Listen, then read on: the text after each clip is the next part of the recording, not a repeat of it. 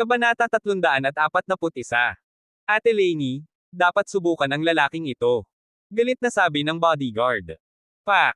Direktang itinaas ni Lainey ang kanyang kamay at binigyan ng bodyguard ng isang malakas na sampal. Bastos, sabi ko tumahimik ka, how dare you say that?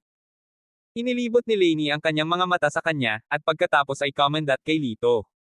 Ito ang aking natatanging panauhin.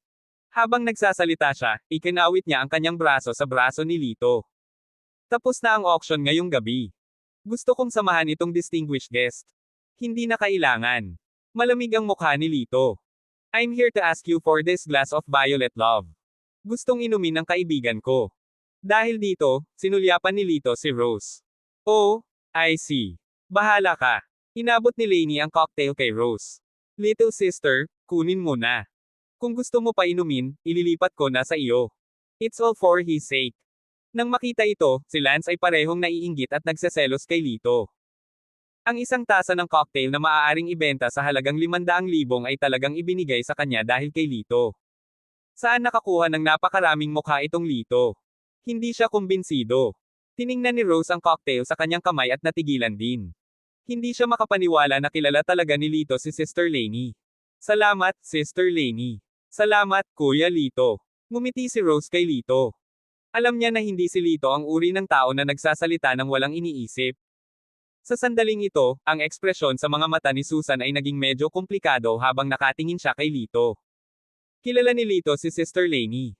Kailangan niyang aminin na ito ay talagang lampas sa kanyang inaasahan. Pero paano niya nakilala si Sister Lainey? Hindi nito mababago ang katotohanan na siya ay nasa ilalim ng lipunan. Lahat ay may kanya-kanyang iniisip at babalik na sana sa kani-kanilang upuan. Biglang lumakad papunta sa kanila ang isang mala chimpanzee na pailay kasama ang dalawa niyang tauhan. Kuya, nabalitaan ko na may hindi gumagalang sa iyo. Sino ang napakawalang utak? Ako, si King Kong, ay magtuturo sa kanya ng leksyon para sa iyo ngayon. Inakbayan ng malakas na lalaki ang balikat ni Roger at mukhang mabuting kaibigan. Kuya King Kong, anong nangyari sa mga paa mo? Tumingin si Roger sa cast leg ni King Kong. Wala, aksidente akong nahulog. Medyo nahihiyang sabi ni King Kong. Hindi niya masabi sa iba na siya ay binugbog ng isang bata na wala pang 20 taong gulang. Kung ang mga salitang ito ay binigkas, paano siya, si King Kong, na mabubuhay? Sa pag-iisip sa kakilakilabot na kakayahan ng binata, hindi niya maiwasang manginig. Umaasa siyang hindi na niya ito makikita pang muli sa buhay na ito. Kapatid na Roger, sabihin mo sa akin kung sino ang matapang naguluhin ka sa aking teritoryo. Sumulyap si Roger kay Lito at sinabing, wala lang. Masyadong mayabang si Kuya Lito. Hindi ako makikipagtalo sa kanya. Habang nagsasalita siya, tiningnan niya si King Kong. Natural na naiintindihan ni King Kong ang ibig niyang sabihin. Agad siyang sumigaw ng galit, saan nanggaling ang asong ito? How dare he to be so arrogant in front of my brother? Bagamat ang kapatid ko ay magnanimous, ako, si King Kong, ay hindi siya patatawarin. Dahil madilim ang ilaw sa bar, at si Lito ay nakatayo sa anino, hindi malinaw na makita ni King Kong ang kanyang mukha. Naramdaman lang niya na isa siyang payat na ordinaryong tao. Sa oras na ito, sina Lance at Donnellan ay parehong nagpakita ng mga nalulugod na ekspresyon. Pinagdikit ni Susan ang kanyang mga kilay, masasabi niyang sinasamantala ni Roger ang pagkakataong ito para maghiganti. Kahit na ito ay medyo sobra-sobra, si Lito ang unang naging mayabang.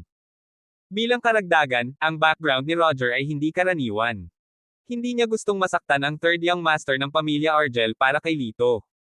Nakatingin sa malahayop na malakas na lalaki, bagamat natatakot si Rose, tumayo pa rin siya at gustong magsalita para kay Lito. Bigla, hinayla siya ni Lito pabalik at umiling sa kanya. Kuya Lito, humihingi ng tawad sa kanya. Mas mabuti na iyon kaysa bugbugin. Bulong si Rose. Bagamat alam niyang magaling si Lito sa martial arts, itong si King Kong na nasa harapan niya ay masyadong nakakatakot. Maging ang malaking kapatid na Lito ay walang kapantay para sa kanya. Tama na. Lito, bilasan mo at humingi ng tawad kay Third Young Master. Maging sinsero ka pa ng kaunti. Mabait si Third Young Master at tiyak na patatawarin ka. Hindi pa rin napigilan ni Susan at sinubukan siyang hikayatin. Ngumisi si Lito. Humihingi ako ng tawad sa kanya. Sino siya sa tingin niya? Sa sandaling lumabas ang mga salitang ito, si Susan ay ganap na desperado. Napaka-unrate ni Lito.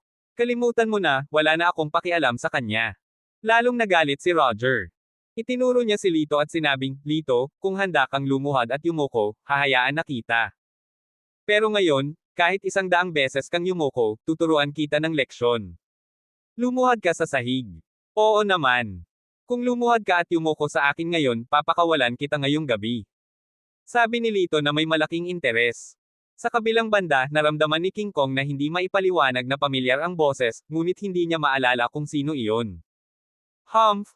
Ang yabang mo. Hihilingin ko kay Kuya King Kong na turuan ka ng leksyon.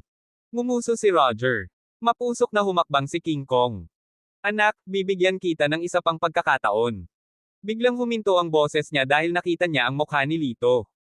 Sa isang iglap, natigilan ang kahangahangang ekspresyon sa kanyang mukha. Sa isang tabi, umiling si Lainey at bumantong hininga, bastos.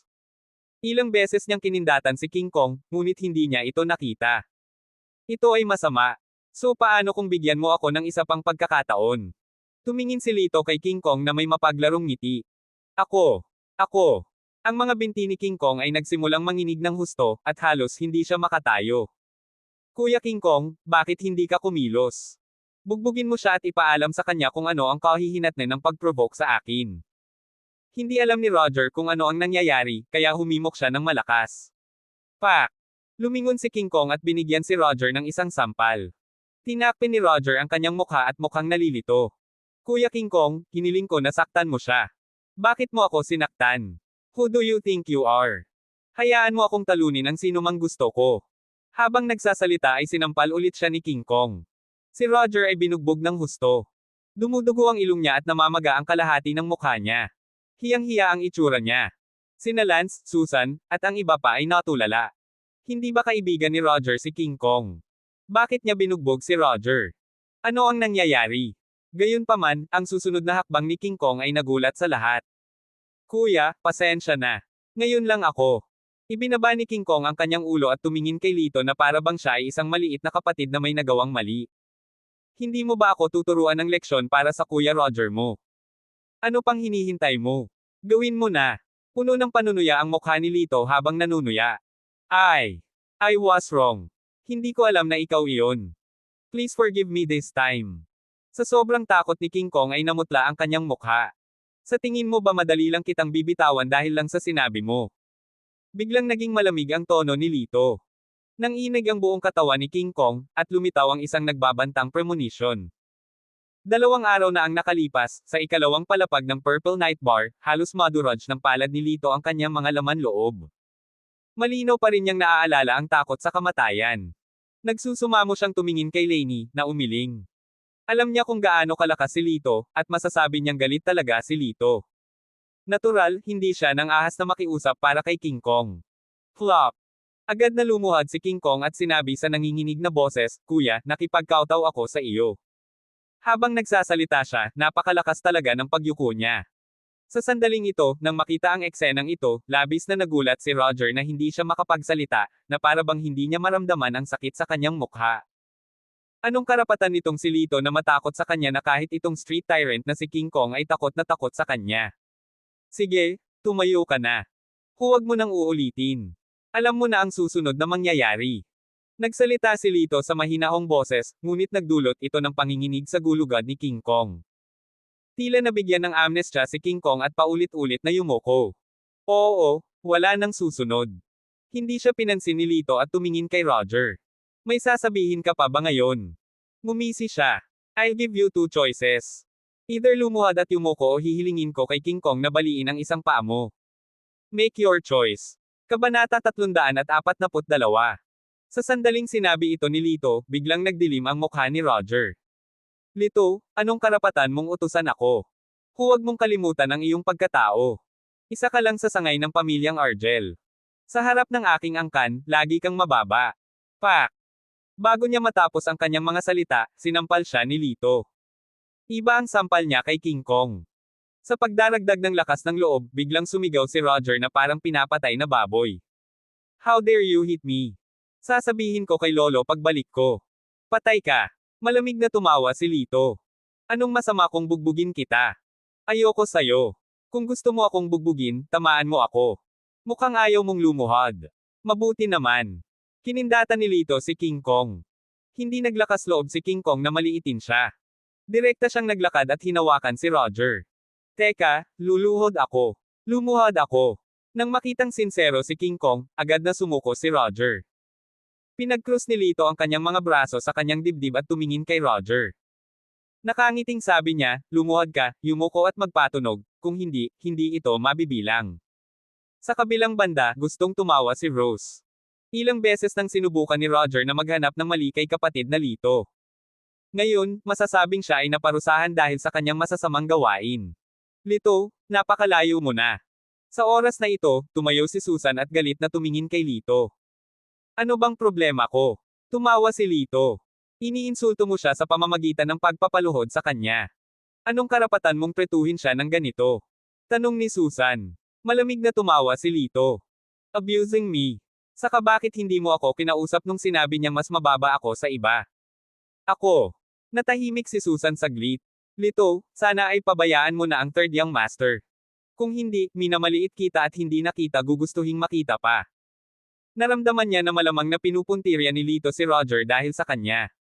Tila may mga ideya pa ito tungkol sa kanya. Kung binyantaan niya siya ng ganito, baka bitawan niya si Roger. Ikinaway ni Lito ang kanyang kamay. You don't have to say that. Wala akong pakialam kung gusto mo ako o hindi. Pagkatapos nito, tumingin siya kay Roger. Bilisan mo. Lito, kung hahayaan mo akong lumuhod ngayon, siguradong pagsisisihan mo ito sa hinaharap. Galit na galit si Roger kaya ang mga asul na ugat ay lumabas sa kanyang noo. Tapos, lumuhod talaga siya, yumuko ng malakas, tapos galit na umalis. Pagkaalis ni Roger, natahimik ang lahat. Tumingin si Lance kay Lito na may komplikadong ekspresyon. Gusto man niya itong satirihan, natatakot siya kay King Kong, kaya kailangan niyang sumuko. Tumingin si Susan kay Lito nang nanunuya. Alam mo bang lubusan mong naprovoke si Roger? Sa background ng pamilyang Argel, mas mabuting mag-ingat ka. Ang pamilya Argel. Isang pahiwatig ng lamig ang bumungad sa mga mata ni Lito. Narinig niya mula sa kanyang ama na ang lolo ni Lito ang dapat na pumwesto sa pamilya Argel sa Jiangnan. Pero parang may nangyari. Ang lolo ni Lito ay pinatalsik mula sa Jiangnan City at nagpunta sa Badok City, habang ang lolo ni Roger ang pumwesto bilang patriarch. Kung hindi dahil sa aksidenteng iyon, si Lito ang magiging tagapagmana ng buong pamilya Argel, at siya, si Roger, ay maaari lamang tumabi. Ngayon, paano siya, si Roger, magkakaroon ng mukha para ay bully siya sa kanyang katayuan sa pamilya? Ngayong pinag-isipan niyang mabuti, maaaring hindi ganoon kadali ang kwento sa likod nito. Not to mention Roger Argel, even his grandfather and the head of the Argel family, hindi ko sila seseryosohin. Malamig na sabi ni Lito. Ang yabang mo talaga. Gusto kong makita kung isang araw, matigas ka rin gaya ng sinabi mo. Halatang inisip ni Susan na nagyayabang siya, kaya umiling siya at umalis ng galit. Sa pagmamasid sa kanyang pag-alis, si Lito ay walang anumang emosyonal na pagbabago. Hindi niya kailanman sineseryoso sina Susan at Roger. Wala nang iba. Gusto mo bang maglaro? Bumalik ka na sa upuan mo at maupo ka na. Napatingin si Lito kina Lance at Donovan. Pabalik na sana sila, isang lasing na nakaitim ang lumakad papunta sa bar at sumigaw, anong nangyayari? Nasaan na ang Violet Love na ginastos ko lang ng 500,000 para i-bid? Sinabi ni Lainey na may kaakit-akit ng ngiti, Sir, may gusto ng baso ng alak na iyon. I'll make another one for you. Hindi, gusto ko yung baso ng Violet Love. Ate Lainey, ikaw na ang bahala. Ngunit ginawa ng lalaki na huwag sumuko. Medyo napahiya si Lainey. Pero isa lang ang baso ng Violet Love. Anong gusto mong gawin ko? Madali lang yan. Hanggat willing si Ate Lainey na samahan ako kahit isang gabi, wala akong pakialam. Pinaikit ng lalaki ang kanyang mga mata at tumingin sa katawan ni Lainey, na masasabing may pinakamagandang kalidad. Nagniningning ang kanyang mga mata at halos tumulo na ang kanyang laway. Nang marinig ito, ang mga lalaki sa bar ay biglang tumawa ng masama. Sumimangot si Lainey, at may bakas ng pagkasuklam sa kanyang mga mata. Haha, sir, huwag kang ngang magbiro. How about this? I'll make another cup of cocktail and give it to you for free. I'll take it as an apology. Pilit siyang ngumiti. Dumilim ang mukha ng lalaki at sinabi niya sa malamig na boses, I've said that I want you tonight. Sir, I'm sorry. Natatakot akong ma-disappoint ka. Nawala ang ngiti sa mukha ni Lainey, at naging malamig ang kanyang tono. Gayunpaman, hinawakan ng lalaki ang palso ni Lainey at ginisyon, hehe, hindi kailanman nabigo ang babaeng gusto ko. Sa oras na ito, sa wakas ay nag-react si King Kong at ang iba pa at nagmamadaling tumulong. I'm a subordinate of Mr. Feng. Who dares to touch me? Gayunpaman, hindi nagpanik ang lalaki. Sa halip, malamig niyang sinabi ang mga salitang ito. Nang marinig ang pangalan ni Master Feng, huminto si King Kong at ang iba pa, na bakas ang takot sa kanilang mga mukha. Maging ang ekspresyon ni Lainey ay biglang nagbago. Sino si Master Rolly Feng? Napakalakas ba niya? Tanong ni Rose sa mahinang boses. Umiling si Lance. He's more than powerful. Siya ang sikat na underground emperor ng Ning City. Kalahati ng mga ari-arian ng Ning Province ay nasa kanyang mga kamay. Kahit na ang 4 na dakilang angkan ay may malaking paggalang sa kanya. Wala silang lakas ng loob na saktan siya kahit kaunti. Nang marinig ito, nagbago ang maliit na mukha ni Rose at sinabi niyang may pag-aalala, kung gayon si Sister Lainey. Sayang. Napabuntong hininga si Lance. Wala tayong magagawa. Kung tutuusin, sa lungsod na ito, maliban na lang kung ayaw ng mabuhay, walang manggahas na saktan si Master Rolly. Nang matapos siyang magsalita, biglang naglakad si Lito patungo kay Lainey. Bibilang ako ng 3. Let her go. Tumingin siya sa lalaking nakaitim at mahinahong sinabi, at saka nagsimulang magbilang. 1, 2. Anak, sino ka? Gusto mo na bang mamatay? Mabangis siyang pinutol ng lalaking nakaitim. So hindi mo bibitawan. Tinaas ni Lito ang kanyang kilay at ginisyon. Hindi mahalaga kung sino ako. Kailangan mo lang malaman na kapag hindi mo ginawa ang sinabi ko, malapit ka nang maging lumpo. Nang sabihin ng mga salitang ito, si King Kong at ang iba pa ay tumitig kay Lito nang hindi makapaniwala. Baliw ba siya? How dare he threaten ang mga tauhan ni Master Rolly? Tapos na. Parang ang walang alam talaga ng lalaking ito. How dare he talk to Mr. Rolly sa men like this? Namutla ang mukha ni Lance. Tumingin siya kay Lito na parang tulala ang tingin niya. Hindi inaasahan ni Lainey na tutulungan siya ni Lito, ngunit hindi siya natuwa. Dahil alam niya na kapag nasaktan niya si Master Rolly, hindi lang siya may iligtas ni Lito, kundi mamamatay din siya. Hahaha, boy. I have to say that you do have a way para magyabang, but unfortunately, kahit gaano pa kaganda ang mga salita mo, hindi pwedeng gawing kamao. With this, he said to few people in the booth next him, bugbugin niyo siya para sa akin. Patayin niyo siya at babayaran ko kayo. Kabanata 343. Sa sandaling nag-utos ang lalaking nakaitim, maraming tao ang sumugod. Lito, huwag kang mag-alala sa akin. Tumakbo ka. Nag-aalalang sabi ni Lainey. Dahil kitang-kita niya na ang mga taong iyon ay pawang may hawak na kutsilyo sa kanilang mga kamay. Malamang gusto talaga nila ang buhay ni Lito. Paano kung tumakas ako? Tumingin si Lito sa kanya. Ako. Nanginig ang puso ni Lainey at namula ang kanyang mga mata. Hindi niya inaasahan na maiisip pa rin siya ni Lito sa harap ng ganoong eksena. Sa ganoong romantikong lugar, siya ay lubos na hinahangad ng hindi mabilang na mga lalaki. Ngunit marahil wala sa kanila ang talagang nagmamalasakit sa kanya. Tulad nitong isa na ito, gusto lang nilang sakupin ang kanyang katawan. Ngunit tila iba sa kanila si Lito. Nang siya ay nag-ambala, muling umalangaw-ngaw ang mahinang boses ni Lito. So, sigurado ka bang ayaw mo siyang pakawalin? Unti-unting nanlamig ang mga mata ni Lito. Good. Good. Good. Boy, isa ka talagang bagong panganak na guya na hindi takot sa tigre. Wala kang pakialam sa pangalan ni Mr. Rolly. Kung hindi kita pinatay ngayon, pinabayaan ko na si 4th Master Rolly. Galit na galit ang lalaking nakaitim kaya tumawa siya, na nakatingin kay Lito. Tere kayong lahat. Igalaw niyo ang mga kutsilyo. Sa galit na galit, 5 matingkad na kutsilyo ang patusok kay Lito. Tinakpin ni Donnellan ang kanyang mga mata sa takot, dahil ang susunod na mangyayari ay tiyak na magiging napakadugo. Para naman kay Rose, mapatla ang kanyang mukha. Kinuha niya ang kanyang cellphone at handa nang tumawag sa kung sino man. Gayunpaman, ang mukha ni Lance ay puno ng kasiyahan. Aren't you crazy? You have to pay the price for your madness. It's too satisfying. Ang iba ay nagkakagulo rin, iniisip na tapos na si Lito. Nang makitang sasaksakin na siya ng dulo ng kutsilyo, inilagay ni Lito ang kanyang mga kamay sa likod niya, ngunit hindi siya gumalaw. Nang makita ito, tuwang-tuwa ang lalaking nakaitim. Tila walang sapat na kakayahan ang lalaking ito para magtago.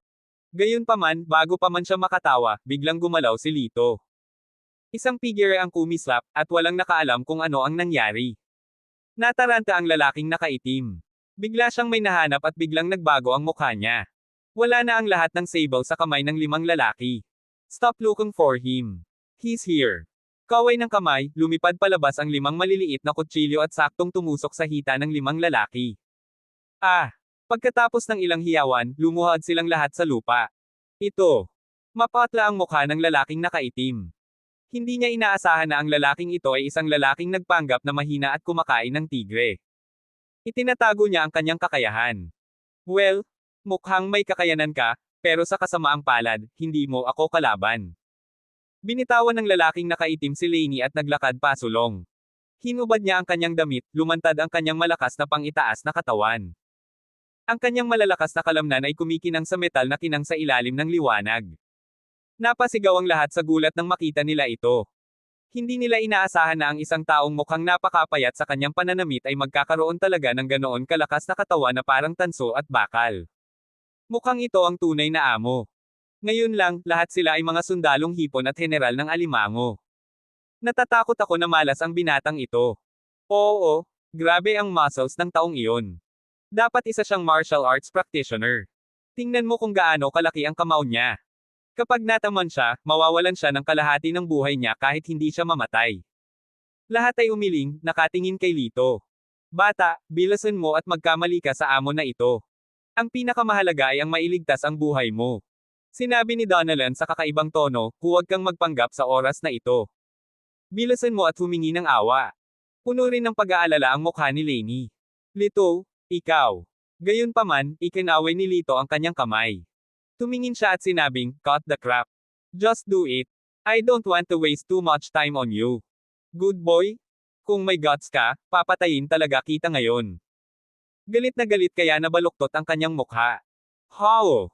Ibinaluktot niya ang kanyang katawan at mabilis na tumalon na parang sabong na sumusugod kay Lito. Sa mata ng lahat, ito ay isang banal na kasanayan lamang.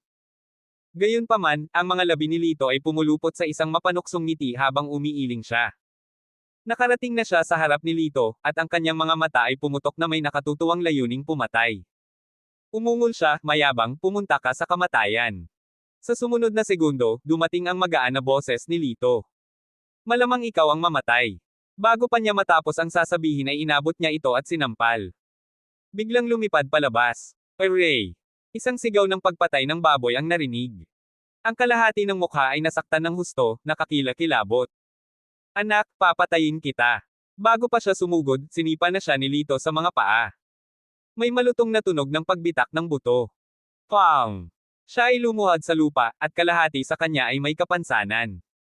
Nagkaroon ng patay na katahimikan, at lahat ay natigilan. Hindi nila akalain na ang binatang ito ay gagamit lamang ng 2 galaw para sirain ang tila bakal. Tinakpin ni Lainey ang kanyang bibig, at tumulo ang mga luha sa kanyang mga mata. Pang! Tinapakan ni Lito ang ulo at malamig na sinabi, sabihin mo sa akin, paano mo gustong mamatay? Nang inig at halos maihi sa kanyang pantalon. Paano niya naisip na ang payat at ordinaryong binata na ito ay magkakaroon ng nakakatakot na kakayahan? Aaminin ko na mas malakas ka sa akin, pero hindi mo ako mapapatay. Kung hindi, hindi ka pakakawalan ni Master Rolifeng. Kahit saan ka magtago, basta nasa Ninghay City ka, hahanapin ka niya at papatayin ka sa pinakamalupit na paraan. Aside, lumabas din si Lainey para hikayatin siya, tama siya. Sa Ning Province, hindi mo kayang masaktan si Master Rolly. Hayaan mo na siya. Tapusin na natin ang usaping ito dito. Narinig mo ba iyon, anak? Kung humingi ka ng tawad sa akin ngayon at nabali ang iyong mga kamay, hindi kita ipagbibintang sa harap ni Master Rolly. Umaasa kay Master Rolly bilang tagapagtaguyod, muling nakaramdam ng pagmamalaki si Tondelio. Ang mga mata ng lahat ay nakatuon kay Lito, naghihintay ng kanyang sagot. Nako, kahit gaano pa siya kalakas, mababa pa rin siya sa iba. Tama. Kung walang backer, makapangyarihan man siya, sa huli ay maaari lang siyang humingi ng tawad. Napabuntong hininga ang lahat. Gayunpaman, mahinang lumabas ang mapanuksong boses ni Lito, 4th Master of the Wind Nation. Sino siya sa tingin niya? Sa harap ko, isa lang siyang karakter na maaaring durugan hanggang mamatay sa isang daliri. Hindi mo ba sasabihin sa kanya? Okay, call him now and call him over. Hihintayin ko siya dito. Kasing kalmado ng tubig ang tono ni Lito, walang bahid ng emosyon. Gayunpaman, ang mga salitang ito ay direktang nagdulot ng kaguluhan sa iba, at nagkaroon ng buzz ng talakayan. Masyadong mayabang ang lalaking ito. Naglakas loob pa siyang pag-alitan si Master Rolly Feng. Tama. Alam ng lahat ng nasa probinsya ng Ning ang paraan ni Master Feng. Noong nakaraan, may nagsabi ng masama tungkol sa kanya sa likuran niya. Kinabukasan, nawala ang buong pamilya at natagpuan ang bangkay sa lawa. Kahit na ganoon, walang nang-ahas na pakialaman iyon. Naku, banyaga ang batang ito. Hindi ko alam kung gaano kalakas si Master Feng. Hindi magtatagal ay magsasabi na siya ng mga kawalang galang na salita. Si Tondelio ay mukhang mas masaya. Haha, huwag mo nang balikan yang salita mo. Matagal na niyang gustong tawagan si Master Rolly, ngunit natatakot siya kay Lito. Hindi niya inaasahan na si Lito ang magkukusa para hilingin sa kanya na tawagan si Master Rolly. Kailangang sabihin na isa siyang walang utak. Nililigawan niya si kamatayan. Kabanata 344. Hindi nagtagal pagkatapos tumunog ang telepono ni Tonda, nagkaroon ng dagindong ng mahigit 100 kilometro sa labas ng bar. Dumaan ang daan-daang lalaking nakaitim at nakapila ng maayos sa magkabilang gilid ng bar. Ang pinuno ay isang phantom na sports car. Isang lalaking nakaitim ang humakbang at binuksan ang pinto. Isang dominante at kalmadong figure ang lumabas sa sasakyan. Ito ay isang nasa katanghaliang gulang na lalaki na may magandang figure. Nakasuot siya ng itim na windbreaker, sulut hat, at mahabang scarf sa leeg. Sa unang tingin, medyo kamukha niya ang isang artista. Ang taong ito ay ang sikat na si Master Rolly Feng. Haha, gusto kong makita kung sinong bulag ang maglalakas loob na mangbuli sa mga tao ko. Ngumisi si Master Rolly habang papasok. Kaagad, binalot ng mababang presyon ang buong bar. Nang marinig na darating si Mr. Feng, maraming tao sa bar ang nadulas ng maaga, ngunit mayroon pa ring grupo ng mga tao na naiwan, na manunood ng kasiyahan. Sa sandaling ito, ang natitirang mga tao ay medyo nanghihinayang. Hindi nila inaasahan na ganoon kalakas ang aura ni Mr. Feng. Kung mamaya pa siya pumutok, magkakagulo rin ang mga tao sa bar. Sina Lance at Donelan ay nagtatago sa sulok. Ibinaba nila ang kanilang mga ulo at hindi naglakas loob na tumangala, sa takot na madamay. Fourth Master. Nandito na ako. Tulungan mo ako. Ang ulo ni Tonde ay tinapakan ni Lito. Hindi siya naglakas loob na gumalaw at nakasigaw lang na parang baboy na kinakatay. Nang makita ang eksenang ito, nagdilim ang mukha ni Master Feng. Natalo mo ba si Tonde ng ganito? Malamig niyang tinitigan si Lito. Bahagyang ngumiti si Lito. Oo. Well, ang bata mo pa, pero ang galing mo sa martial arts. Ngumiti si Master Feng at sinabi kay Lito, paano ito? Susundan mo ako sa hinaharap. Hanggat sapat kang tapat, hindi ako makikipagtalo sa iyo tungkol sa nangyari ngayon. Gusto mo ba akong maging aso mo? Ngumiti si Lito. Tumango si Master Rolly Feng. Tama. Sa madaling salita, sa Ning City, kahit na maging aso ka ng aking Master Feng, mas magiging komportable ka kaysa sa karamihan ng mga tao. Sa sandaling sinabi niya iyon, puno ng selos ang mukha ni Lance. Bakit napakaswerte ni Lito na ang taong bumugbog ay gusto pere ni Master Feng na hindi lamang naging kriminal, ngunit pinili rin ni Master Feng at gustong mapailalim sa kanyang utos. Pangarap ng maraming kabataan na mapili ni Master Feng. Kung makakasama niya ng maayos si Master Feng, at pahalagahan niya, kung gayon sa Ning City, mamumuhay siya ng komportable at walang sinumang maglalakas loob na guluhin siya, hindi pa banggitin na utusan ang hangin at ulan. Hindi mabilang na mga nakakainggit na tingin ang tumingin, at inisip nilang lahat na tiyak na sasang-ayon si Lito. Sorry, hindi ako interesado. Malamig na umiling si Lito. Ano? Tinatanggihan mo ako. Sa sandaling ito, hindi banggitin ang iba, kahit si Master Feng mismo ay natigilan. Akala niya ay masayang sasang-ayon ang binata, ngunit hindi niya inaasahan na tatanggi ito ng ganoon kalakas. Bakit? Nahirapan pa rin siyang paniwalaan. Anong ibig mong sabihin? Nagkibit balikat si Lito at naiinip na sinabi, dahil hindi ito karapat-dapat. Wala kang karapatan o kakayahan. Dapat kang maging aso ko. Pagkasabi niya noon ay bumantong hininga ang mga manunood. Baliw siya. Baliw ang lalaking ito. Kung maglakas loob siyang magsabi ng mga kawalang galang na salita, tiyak na papatayin siya ni Master Rolly Feng. Iyon ang ideya ng lahat. Oo nga, biglang naging malungkot ang mukha ni Master Feng. Anak, binigyan kita ng pagkakataon, ngunit hindi mo ito pinahalagahan. Dahil gusto mong mamatay, tutulungan kita. Pagkatapos noon, tinuro niya ang isang grupo ng mga lalaki. Kayo, magsama-sama at tadterin niyo siya at aipakin sa mga aso. Kalimutan mo na siya. Sa paningin ko, isa lang siyang basura. Pinutol ni Lito ang Fourth Master of the Wind Nation at saka ngumiti. Magagawa mo ito ng direkta. Bago pumasok si Master Feng sa pinto, naramdaman na ni Lito na siya ay isang martial arts practitioner na pumasok sa panloob na lakas, at siya rin ang pinakamalakas sa grupong ito ng mga tao. Hindi inaasahan ni Master Feng na napakayabang ni Lito na direktang humingi ng away sa kanya. Well, parang gusto mong mamatay ng mas mabilis. Hinubad ng Fourth Master of the Wind Nation ang kanyang windbreaker, sombrero, at scarf, na inihayag ang kanyang malakas na katawan. Kailangang sabihin na bilang isang nasa katanghaliang gulang na lalaki sa edad na 30s, maaari niyang mapanatili ang gayong magandang figure. Obviously, madalas siyang nag-practice. Ha! Bahagyang binaluktot ni Master Feng ang kanyang mga daliri sa hugis ng kuko ng dragon, at bigla niyang idiniin ang kanyang mga kamay pababa. Biglang may lumabas na lakas, at isang butas na kasing laki ng kamao ang lumitaw sa sahig na gawa sa kahoy. Oh my God, is this an immortal? It's amazing. Pagkakita nito, naghiyawan ang mga tao. Hindi man lang sila nilinga ni Master Feng. Malamig niyang sigaw, kung ayaw mong mamatay, umalis ka na. Nang marinig ito, hindi na nagdalawang isip ang mga matagal nang nanginginig sa kanilang mga paa at agad na nagmadaling lumabas. Sinundan siya ni Lance at Donalyn palabas. Hindi ako aalis. Gusto kong manatili at samahan si Kuya Lito. Si Rose ay ayaw umalis. Pilit siyang hinailan ni Lance at Donalyn palayo. Huwag kang walang utak. Pagkatapos masaktan si Master Feng, si Lito ay patay na. Malamig na tiningnan ni Lance si Lito at Nishan.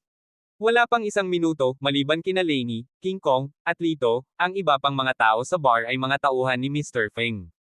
Mapatla ang mukha ni King Kong. Kinailangan niyang umasa sa kanyang hininga para hindi matamba. Hindi rin naging mabuti si Lainey. Ang kanyang maliit na mukha ay tensyonado habang nakatingin kay Lito na nag-aalala. Wala siyang masyadong alam tungkol sa lakas ni Lito, ngunit sikat si Master Feng at masasabing napakalakas ng kanyang lakas. Malamang na hindi kapantay si Lito para sa kanya. Sa oras na iyon, kung hindi ko talaga kaya, maaari ko lang ibunyag ang aking tunay na pagkatao. Kinagat ni Lainey ang kanyang mapupulang labi at inisip ang sarili. Sa sandaling ito, biglang gumalaw si Master Feng. Itinaas niya ang kanyang malaking kamay na bakal at hinampas ito sa dibdib ni Lito. Nagdala ng malakas na puwersa ang kamao, at umihip ang hangin, na nagpasakit sa mukha ni King Kong at Lainey. Masyado siyang malakas. Napatulala si King Kong. Sa ganoong lakas, talagang imposible para kay Lito na manalo. Sa gilid, si Tonda ay napahajejek. Bata, patay ka. Nakita niya sa sarili niyang mga mata na ginamit ni Master Feng ang kamao na ito para pumatay ng adultong toro. Kung ang isang tao ay tamaan ng suntok na ito, ang kanyang mga buto at atay ay tiyak na mababali, at wala siyang pagkakataong mabuhay. Ang hindi nila alam ay sa mga mata ni Lito, ang suntok na ito ay walang iba kundi isang larong pambata. Nang makitang nasa harapan niya ang kamao, bahagyang sumandal si Lito sa isang tabi at umiwas sa pag-atake. Hindi tumigil si Master Feng at muling umatake. Sa pagkakataong ito ay mas mabangis at mas mamamatay tao kaysa dati. Nagniningning ang mga mata ni Master Feng, at umungal, pumunta ka sa kamatayan, ikaw na mayabang na tao. Sa sandaling ito, humikab si Lito. Naiinip ako. Bago niya natapos ang kanyang mga salita, nawala siya sa harap ni Master Feng. Si Master Feng ay natigilan, at ang iba ay nagulat din. Lahat sila ay kinusot ang kanilang mga mata at naisip na sila ay nakakakita ng mga bagay. Isang buhay na tao ang nawala sa isang iglap. Pagkatapos, ang malamig na boses ni Lito ay nagmula sa itaas, nandito ako, mga walang utak. Nagbago ang ekspresyon ni Mr. Feng. Nang mapagtantong hindi maganda ang sitwasyon, mabilis siyang umatras. Run! Makakaalis ka ba sa oras? Ang tono ni Lito ay walang katulad na panunuya. Sa isang iglap, nahulog siya mula sa langit at tinapakan si Master Feng sa lupa. Hong! Sa malakas na ingay, halos masira ang eardrums. Ang makapal na sahig na gawa sa kahoy ay sumabog na, at isang malaking hukay ang lumitaw. Si Master Feng ay natapakan sa hukay, at walang nakakakita sa kanya. Sa paghawak sa kanyang kamay, binuhat ni Lito si Master Feng at inihagi sa sahig na parang manok. I'll give you two choices. First, be one of my dogs. Pangalawa, mamatay. Kabanata 345. Pumili ako ng isa. Si Master Feng ay hindi nag-alinlangan at gumawa ng kanyang pagpili. Nanginginig ang buong katawan niya habang nakahiga siya sa gilid ng mga paa ni Lito. Hindi man lang siya naglakas loob na itaas ang ulo sa takot na galitin si Lito. Batay sa hakbang ni Lito ngayon, kumbinsido si Master Feng na may malaking agwat sa pagitan niya at ng kanyang sarili. Napatay sana siya ni Lito sa sipa na iyon. Sige, tandaan mo, simula ngayon, aso ka na. Kung hihilingin kitang pumunta sa silangan, bawal kang pumunta sa kanluran. Ang aking kalooban ay ang iyong kalooban. Malamig na sabi ni Lito, at ang kanyang aura ay biglang naging malakas at mabangis. Napayuko si Master Feng at nanginginig na sinabi, "Oo, Master Lito." Tatandaan ito ni Rolly Feng sa kanyang puso.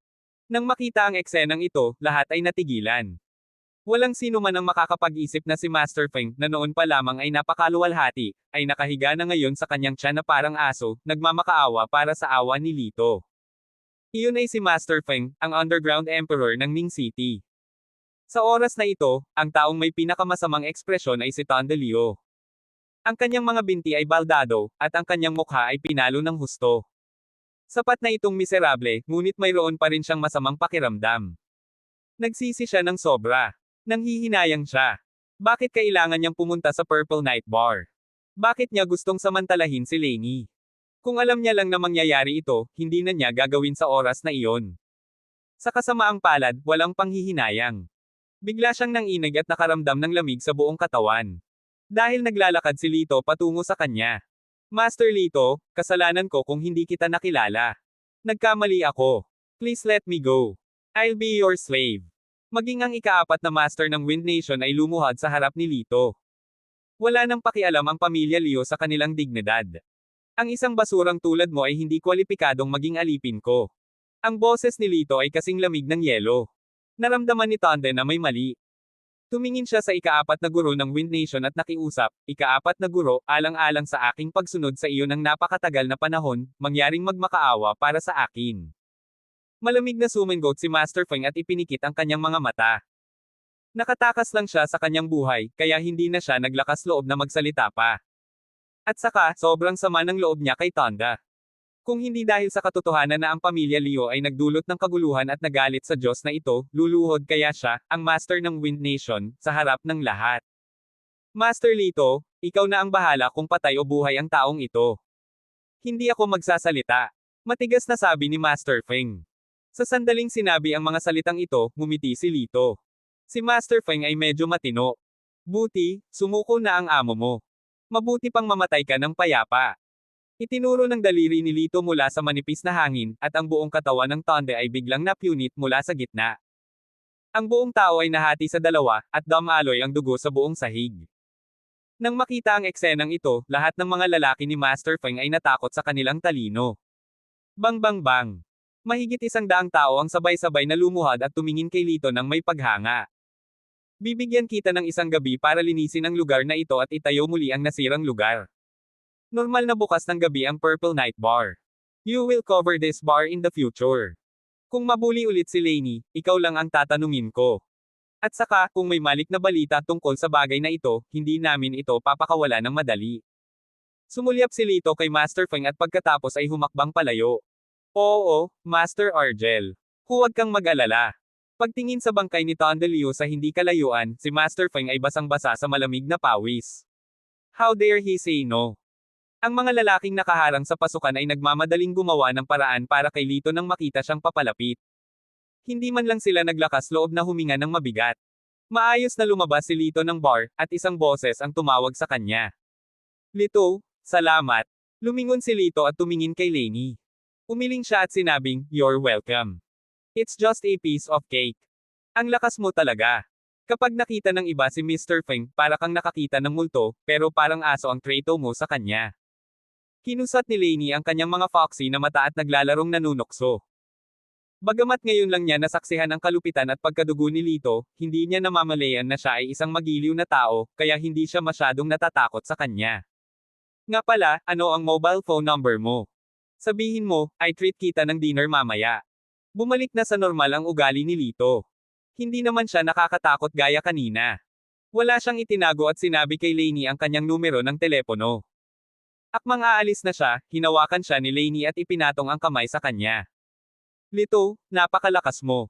Kung gusto mo akong magpasakop, hindi ako makakalaban. Nakangiti niyang sabi, mukhang kaakit-akit. Kung makikita ito ng ibang mga lalaki, mabibighani sila. Sa kasamaang palad, kaharap niya si Lito. Hindi ko ine-expect na alam mo ang art of seduction. Bahagyang ngumiti si Lito. Huwag mong sayangin ang lakas mo. Walang kwenta sa akin. Sumimangot si Lainey, ngunit muli siyang ngumiti. Lito, you still know the art of seduction. You're amazing. Lalo akong na-curious sa'yo. Keep your curiosity. Hindi mo maintindihan ang mundo ko. Umiling si Lito. Kinagat ni Lainey ang kanyang buong labi at tumingin kay Lito na may kaakit-akit na tingin sa kanyang mga mata. Kailangan niyang aminin na sa lahat ng lalaking kilala niya, si Lito ang unang nagpatibok ng kanyang puso. Hindi dahil hindi siya pumayag sa kahilingan ni Lito. Ayos ka lang ba? Alis na ako. See you later. Nag-iisip pa rin ng magandang bagay si Lainey. Ikinaway ni Lito ang kanyang kamay, tumalikod, at naglakad palayo. Ito ay hindi isang tao na napaliwanagan ang kanyang apertures. Ipinadyak niya ang kanyang mga paa sa galit, at ang kanyang kaakit-akit na mukha ay abnormal na pula. Kinabukasan, magkasamang umalis sina Lito at Richard Ruan. Ang martial arts contest ay ginanap sa isang underground field malapit sa mga suburb na ginawang pribadong magandang lugar. Kailangan ng mga tao ng imbitasyon para makapasok at lumabas, kaya hindi makapasok ang mga ordinaryong tao. Master, magsisimula na ang martial arts contest. Opisyal na itong magtatapos sa alas 12 ng hapon, sabi ni Richard. Tumango si Lito. Since that's the case, huwag na tayong magmadali. Uminom muna tayo ng tsaa. May malapit na lounge, kaya dumiretso si Lito. Guro. Tumingin si Richard kay Lito na parang may gustong sabihin ngunit natigil sa pag-iisip. Sabihin mo lang ang gusto mong sabihin. Kinagat ni Lito ang kanyang mga labi. Nag-aalala ka ba sa lakas ko? Natatakot ka bang masaktan ako o mawala man lang ang buhay ko? I wouldn't dare. Si Richard ay nanginginig sa takot. Today is the last day. Lahat ng experts will be present on this day. I wonder kung anong klaseng tao ang darating. Sa huling martial arts contest, ang huling araw ay kung kailan ang labanan ay ang pinakamabangis, maliban sa kampyon, lahat ng iba ay binugbog hanggang mamatay. Master, mag-iingat ka. Kung nakikita mong hindi maganda ang sitwasyon, huwag kang kumapit. Haha, don't worry. Alam ko na ang dapat kong gawin. Dahan daw ang humigop ng tsaa si Lito. Baka sa kanyang mga mata ang determinasyon. Upang makuha ang itim na red spider lily, dapat siya ang kampyon. Pagkatapos uminom ng tsaa saglit, isang magandang figure ang nagmamadaling pumasok. Bakit siya nandito? Medyo nagulat si Lito nang makita si Mimyi. Mukhang hindi maganda ang ekspresyon ni Mim. Puno ng pag-aalala ang mukha niya. Sa sandaling pumasok siya, nakita niya si Lito at naglakad palapit. Binuhusan siya ni Lito ng isang tasa ng tsaa at nagtanong, ano ang nangyari? Hindi dahil sa curious si Lito, ngunit ang babaeng ito ay karaniwang cool at cool. Siya ay dapat na nakatagpo ng isang bagay na malaki upang maging sa ganoong gulat. Si Mim ay humigop ng tsaa, tinapik ang kanyang dibdib, at umiling. Hindi mo alam na may malaking nangyari sa pamilya Yi. Anong big deal?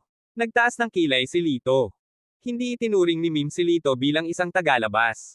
Magsasalita pa sana siya, maingat siyang tumingin kay Richard. Isa siya sa atin. Sabihin mo lang. Baka matulungan kita. Si Lito ay hindi isang taong maramo. Nakatanggap siya ng 1 bilyon mula sa pamilya Yi kahapon, kaya hindi malaking bagay na tulungan sila kahit minsan. Gayunpaman, tiyak na umiling si Mim. Natatakot ako na hindi mo ako matutulungan dito. Kabanata 346. Oh, I can't help you. Then tell me. Hindi napigilan ni Lito na matawa. Bagamat si Mim ay walang pag-asa para kay Lito, sinabi pa rin niya sa kanya ang buong kwento. Si Elder Yi ay may pinsan na nagngangalang Dolfo Yi. Noong kinuha ni Elder Yi ang pamilya Yi noong mga unang taon, sinubukan niyang agawin ang kapangyarihan, ngunit pinigilan ng pamilya. Noong una, plano niyang harapin siya ayon sa mga patakaran ng pamilya, ngunit nakatakas siya. Sa nakalipas na mga dekada, bagamat nag-iimbestiga ang pamilya Yi, wala silang nakitang bakas ni Dolfo. Tila nawala siya sa hangin. Kahapon, hindi nagtagal pagkatapos mong umalis, may nagpadala ng kalahati ng paraan ng paglilinang sa aking bahay. Kumunat ang noo ni Mim. At ang kalahati ng pamamaraan ng paglilinang ay ang huling kalahati ng pamamaraan ng paglilinang ng aking lolo. Ninakaw ito ni Dolfo noong taong iyon. Mayroon ding isang sulat ng hamon sa kalahati ng paraan ng paglilinang. Ang kwento ay matagumpay na napukaw ang interes ni Lito. Isang sulat ng hamon. Makikipagduel ba siya kay Elder Yi? Hindi, dadalhin siya ni Dolfo sa martial arts contest ngayon. Sinabi rin niya na kapag nakuha niya ang championship, babawiin niya ang pamilya Yi. Nagkibit-balikat si Lito. That won't be easy. Bakit hindi ka maghanap ng makakatalo sa lalaking dinala niya? Totoo yan, pero iyong mga dinala niya, talagang lampas sa inaasahan namin. Si Mim ay nagbigay ng isang mapait na ngiti. Sino yon? Pati yung pamilya Yi takot na takot. Medyo na-curious si Lito. Mapatla ang mukha ni Mim at bumantong hininga, na para bang nag-effort siya para sabihin ang pangalan. Renato Wu, ang young master ng 10 Deadly Gates. Nang marinig ang pangalang ito, maging si Richard sa gilid ay sumipsip ng malamig na hangin. Ang tinutukoy mo ba ay ang anak ni Anton Wu, si Renato Wu? Nahihirapang tumango si Mim. Mukha siyang miserable at malapit ng umiyak. Umiling si Richard. Nako, mahirap pakisamahan yan. Wala akong pakialam kung si Anton o si Renato. Bugbugin ko lang sila hanggang mamatay. Huwag kang mag-alala. Ako na ang bahala. Hindi pa nakarinig si Litoy ng ganoong tao, kaya casual niyang sinabi. Bugbugin siya hanggang mamatay. How dare you? Si Renato ay isang bihirang henyo sa martial arts sa kanyang 30. Sinasabing pumasok siya sa panloob na lakas sa edad na siyam. Hindi ko alam kung gaano siya kalakas ngayon. Ano ang kailangan mo para matalo siya hanggang mamatay? Kung tatayo ka sa harap niya, swerte ka kung hindi kanya bugbugin hanggang mamatay. Galit na gumanti si Mim at inikat ang kanyang mga mata kay Lito. Ngumisi si Lito. Sa tingin mo ba nagyayabang ako? More than bragging. You're so awesome. I don't want to talk to you anymore. I don't know what to do. Galit na galit si Mim. Bagamat dumanas ng ganitong sakuna ang pamilya Yi, nasa mood pa rin si Lito na magbiro. Si Mim ay labis na nadismaya sa kanya. Kahapon, nang pagalingin niya ang sakit ng kanyang lolo, nagsimula na itong tumingin sa kanya ng may bagong mga mata. Sa hindi inaasahang pagkakataon, pagkatapos lamang ng isang gabi, nagsimulang magsalita muli ang taong ito. Sa oras na ito, tumunog ang cellphone ni Mim. Hoy, Lolo. Talaga. Ang galing. Pupunta agad ako dyan. Binaba niya ang telepono na may masayang mukha. 2 master ang inimbitahan ng lolo ko. Mukhang maliligtas na ang pamilya Yi sa pagkakataong ito. Hindi ko nasasabihin sa iyo. Kailangan ko munang pumunta doon. Si Mim ay mabilis na naglakad patungo sa field. Malapit na. Pumasok na tayo. Biglang tumayo si Lito. Sa pangunguna ni Richard, maayos na pumasok si Lito sa underground martial arts arena. Ito ay isang field na halos kasing laki ng isang football field. May malaking bilog na ring sa gitna, napapaligiran ng mga siksik na upuan ng audience. Sa sandaling ito, ang mga manunood ay puno na ng mga tao. Kung titingnang mabuti, ang mga taong ito ay iba sa ordinaryong madla. Bawat isa sa kanila ay nakasuot ng magagandang damit at may mga pambihirang armas. May kasama silang mga attendant o bodyguard. Ang martial arts contest ay hindi bukas sa mga tagalabas. Karamihan sa mga makakadalo dito ay mayaman o makapangyarihan. May mga veterano at bagong dating na sumasali sa martial arts contest. Ang mayayaman ay lahat umaasa na makahanap ng malakas na tagapagtanggol para sa kanilang mga pamilya sa pagtitipong ito. Gusto rin ng mga martial artist na makakuha ng magandang rankang. Kahit kailangan nilang ipagsapalaran ang kanilang buhay, kailangan nilang ibigay ang lahat. Kung papalarin ako, sino mang mayamang lalaki na magkagusto sa akin ay kayang magsakripisyo ng 10 milyon. Mula noon, magagawa kong gumawa ng isang meteoric na pagtaas at tamasahin ang isang marangyang buhay. Sa pagtingin sa mga martial artist sa entablado na desperadong lumalaban, si Richard ay nakaramdam ng kaba. Lumingalinga si Lito sa paligid at nakita si Elder Yi at ang iba pa. Sa tabi ni Elder Yi ay nakatayo ang 2 tao, isang matandang lalaki at isang binata. Puting-puti ang buhok at balbas ng matanda, at para siyang walang kamatayan. May gwapong mukha ang binata at medyo mayabang. Sa oras na ito, nakita rin siya ni Elder Yi at ikinaway ang kanyang kamay. Humakbang si Lito at tumango. Kuya Yi. Tumawa si Elder Yi at sinabing, Lito, hayaan mong ipakilala ko ang 2 ito sa iyo. Ang matandang ito ay ang presidente ng Jiangnan Martial Arts Association, Senior Song. Sinulyapan lamang ni Alvarado Song si Lito nang walang pakialam. Ito ay uri ng tingin ng isang matataas na tao na sumulyap sa karamihan. Napaka-casual niya at saka sinabing, Nakakatawa si Lito. Isa ka lang master ng martial arts. Bakit ka nagpapanggap na super mundane master? Siyempre, hindi niya sasabihin ng malakas. Kung tutuusin, hindi niya magawang magmukhang masama si Elder Yi. Tumingin si Elder Yi sa mapagmataas na binata at sinabi, at ito si Berto yan, ang henyo sa martial arts na lumabas mula sa Jiangnan Province kamakailan. Berto. Siya ba ang batang henyo na tumalo kay Tonton Joe, na unang nag-rank sa hero list sa Jiangnan City noong nakaraang buwan? Medyo namangha si Richard. Si Tonton. Ang basurang iyon ay wala sa harapan ko. Kalimutan ng tungkol kay Tonton, kahit na si Renato na iyon mula sa 10 Supreme Gates, hindi ko siya seseryosohin. Pinag-cruise ni Berto ang kanyang mga braso sa kanyang dibdib at mayabang na nagsalita. Napakayabang ng kanyang mga salita, ngunit walang sumasagot. Kung tutuusin, may kapital siya para maging mayabang. Gayunpaman, biglang sinabi ni Lito, mali ka. Hindi ka tugma kay Renato, at may malaking agwat sa pagitan mo at siya. Anong sabi mo? Tumingin si Berto kay Lito. Kailangang sabihin na hindi niya ito tiningnan ng seryoso. Hindi mo ba naiintindihan ang lengguwahe ng tao? Sabi ko mas mababa ka kay Renato. Kung gusto mong mabuhay, huwag kang pumunta sa entablado mamaya. Pagkatapos noon, tumingin siya kay Anton. At ikaw, hindi ka kasing galing ni Renato. Ang pag-akyat ay katumbas ng panliligaw kay kamatayan. Are you questioning me? Who do you think you are? How dare you question me? Biglang nagalit ang gwapong maliit na puting mukha ni Berto. Hindi rin masaya si Anton. Tumingin siya kay Lito at sinabing, binata, bantayan mo ang iyong mga salita. Isa ka lamang na ordinaryong tao. Hindi mo naiintindihan ang aking lakas, kaya hindi ako makikipagtalo sa iyo pansamantala. Umiling si Lito. Seryoso ako. Kung hindi ka naniniwala sa akin, umakyat ka at mamatay ka mamaya. Nang marinig ito, kahit si Elder Yi ay hindi na nakatiis. Lito, kitang-kita ang lakas ng 2 taong ito sa buong Jiangnan Province.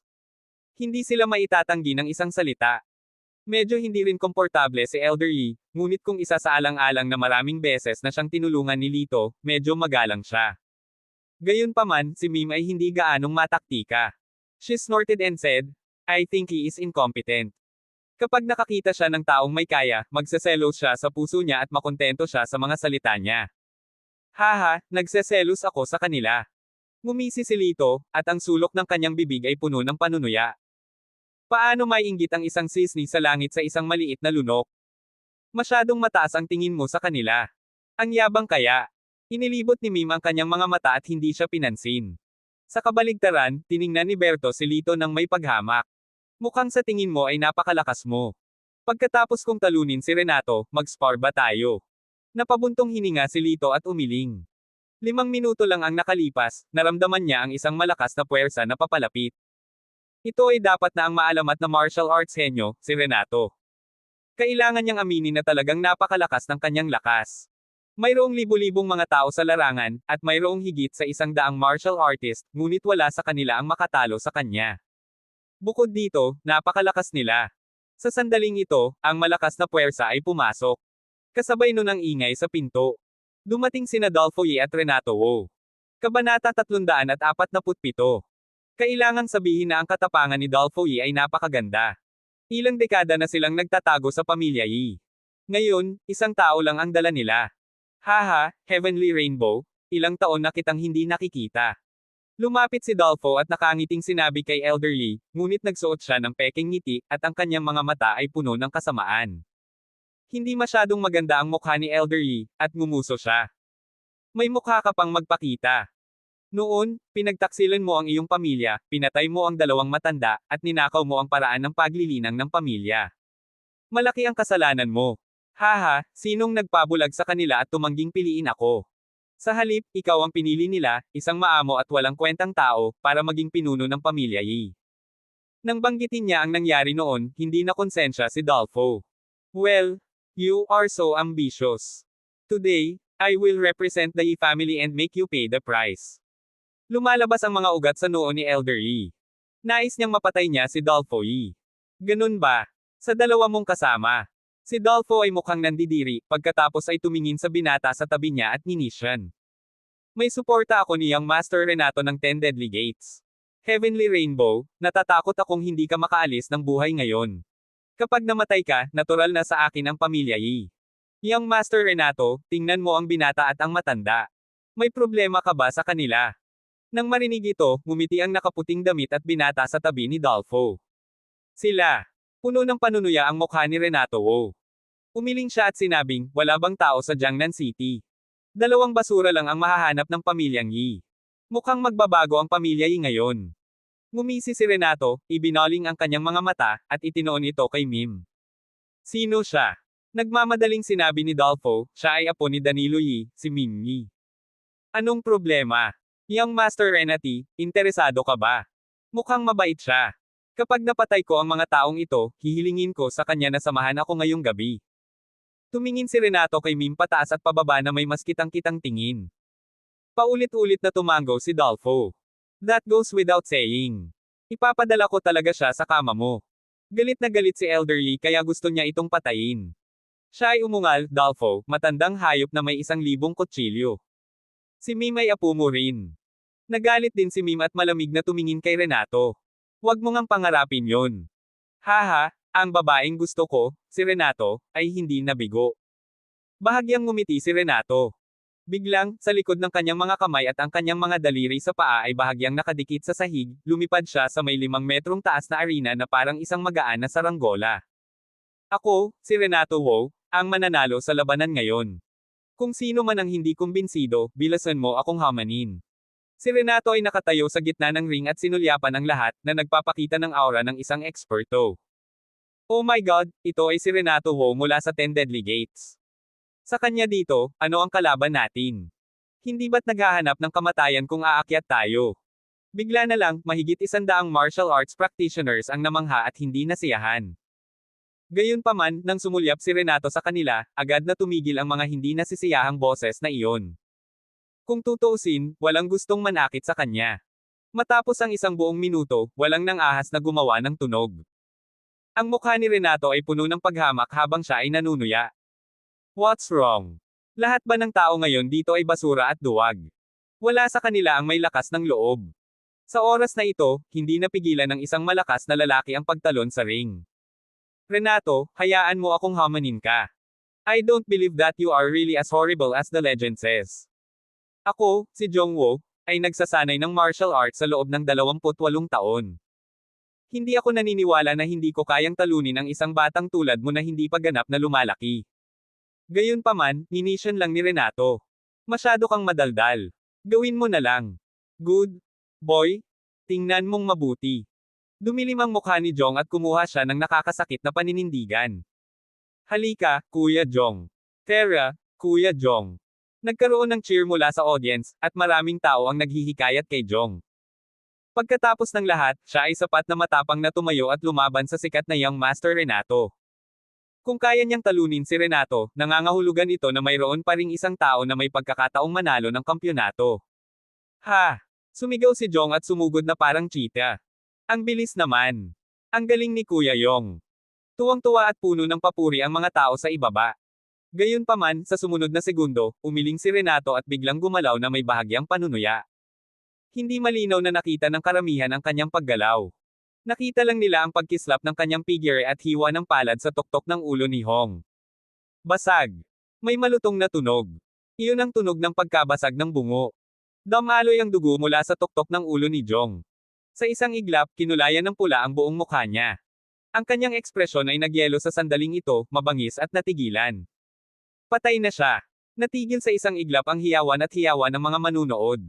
Natahimik ang libu-libong tao. Puno ng gulat at takot ang mga mata ng lahat. Masyadong malakas. Napakalakas kaya nakakatakot. Ito lang ang nasa isip ng lahat. Sa kabilang banda, mapatla ang mga mukha ni Elder Yi at ng iba pa. Lalo na si Alvarado Song. Sa sandaling umatake si Renato, napagtanto niya na talagang hindi siya kalaban para sa kanya.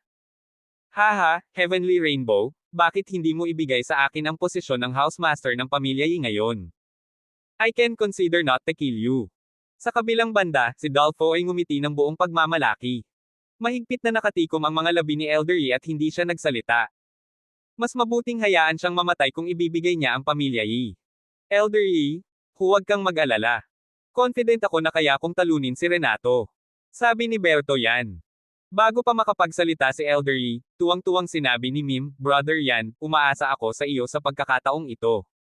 Kung manalo ka, ikaw ang magiging benefactor ng pamilya Yi namin. Hindi ka kailanman tretuhin ng pamilya Yi ng masama. Well, kapag natapos na, I wonder if Missy can enjoy a meal with US. Mabilis na dama po ang mga mata ni Berto sa mainit na figure ni Mim. Dahil kinabahan si Mim, hindi niya ito napansin. Hindi na siya nag-isip pa at diretsyong tumango. Oo naman. Haha, gusto mo pang sunduin ang mga babae kapag malapit ka ng mamatay. I'm convinced. Biglang nagmula sa gilid ang mapanuksong boses ni Lito. Anong sabi mo? Sinong mamamatay?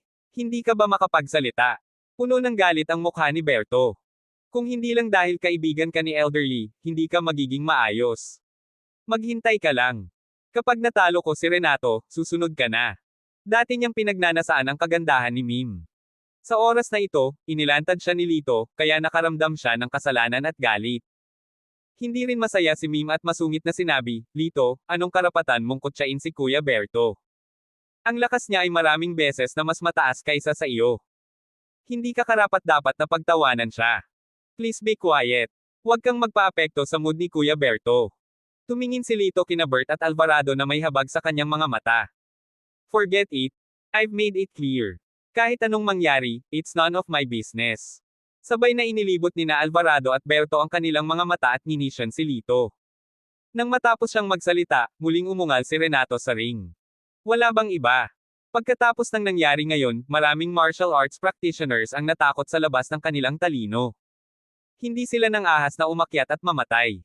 Ikaw grupo ng mga bagay na walang kabuluhan. Old bad for nothing and little good for nothing. Muling umungal si Renato. Ang kanyang mga mata ay dumaan kay Elderly at sa iba pa, at ngumiti siya ng mapanukso sa kanila. Aakyat muna ako at tingnan kung ano ang magagawa niya. Sa pagiging insulto ng ganito, galit na galit si Alvarado at dumiretso sa ring. Kabanata 348. Mayabang na lalaki, si Alvarado, ang presidente ng Jiangnan Martial Arts Association, ay lalaban sa iyo. Buong pagmamalaking tumayo si Alvarado at galit na sumigaw. Ikaw. Si Renato ay mukhang nandidiri at umiling. You're too weak. I'm not interested at all. Sa oras na ito, itinuro niya si Berto sa ilalim ng entablado.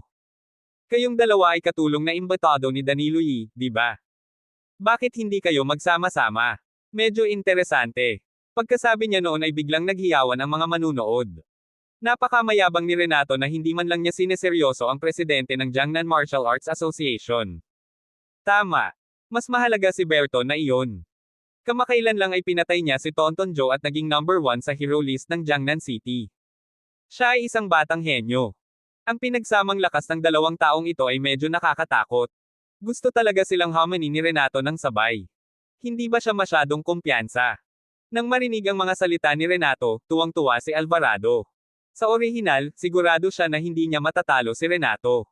Kung nakipagsanib puwersa siya kay Berto, magkakaroon siya ng maliit na tsansa na manalo laban kay Renato. Okay, yan ang sabi mo. Agad na tiningnan ni Alvarado si Berto. Siyempre, hindi tatanggihan ni Berto ang ganoong magandang bagay. Agad siyang umakyat sa stage at tumabi kay Alvarado. Haha, Renato, ito ang pinili mo. Kapag natalo ka, huwag mong ipagkait. Tumawa ng malakas si Renato. Sinong may sabi na matatalo ako? Pagkatapos noon, bigla siyang umatake at sinuntok si Alvarado. Umiwas si Alvarado at umatras. Nang makita ito, mabilis na inatake ni Berto si Renato mula sa gilid. You want to sneak attack me? What a joke. Madali itong naiwasan ni Renato. Pagkatapos ng higit sa 100 sunod-sunod na galaw, si Renato ay nanatiling kalmado at hindi huminga. Lalong nasasabik ang kanyang mga mata, at pabilis ng pabilis ang kanyang mga galaw. Para naman kay Alvarado, mas malala ang sitwasyon niya. Noong una, nakakaiwas pa siya, pero habang lumalayo siya, lalo siyang napagod. Pang! Sa wakas, dama po ang suntok ni Renato sa kanyang dibdib, na nagpalipad kay Alvarado. Sa isang tabi, ang ekspresyon ni Berto ay nagbago mula sa kanyang karaniwang pagmamataas sa pagiging hindi makapaniwala. Nakagamit na siya ng mahigit 100 suntok, ngunit wala ni isa sa kanila ang tumama kay Renato. Ito ay nangyari lamang noong si Renato ay nakatutok sa pag-atake kay Alvarado at nakatutok sa paggamit sa kanya. Bigla siyang nakaramdam ng kaunting panghihinayang. Minamaliit niya ang lakas ni Renato. Sa arena na ito, ang pagmamaliit sa lakas ng kalaban ay isang malaking bawal. Hindi bababasa, ang isa ay malubhang masugitan, at ang pinakamasama, ang isa ay mawawala ng buhay.